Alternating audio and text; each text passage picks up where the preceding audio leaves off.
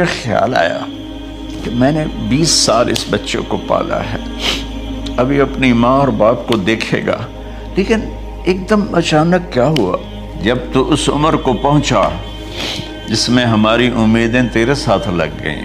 ہمیں بڑھاپے نے بے آسرا کر دیا اور تیری جوانی نے تجھے ہمت دے دی، تو ہمارا خیال آیا کہ اب یہ ہمارے ساتھ وہی کرے گا جو ہم نے اس کے ساتھ کیا۔ لیکن کیا ہوا، تو اتنا بدتمیز ہوا، تیری زبان چھری بن گئی، اور میری ساری زندگی کی محنت کا بدلہ تو نے مجھے نافرمانی سے دیا، بد اخلاقی سے دیا، بدتمیزی سے دیا۔ میں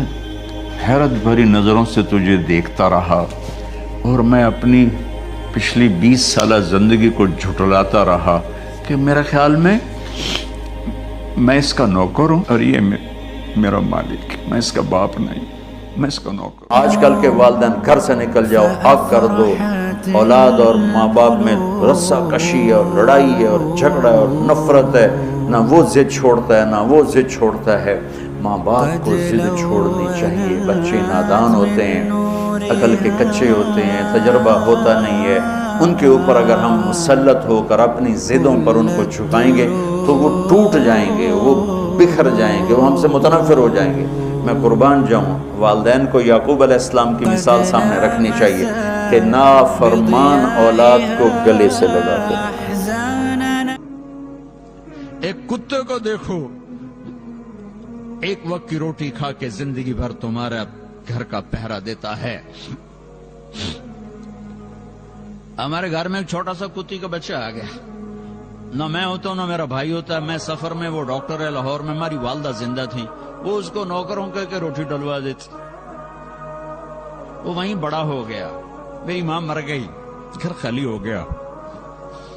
وہ اسی گھر میں بھوکا پیاسا مر گیا، اس نے گھر نہیں چھوڑا، اسے تو نہیں پتا کہ گھر کی مالکن مر گئی ہے۔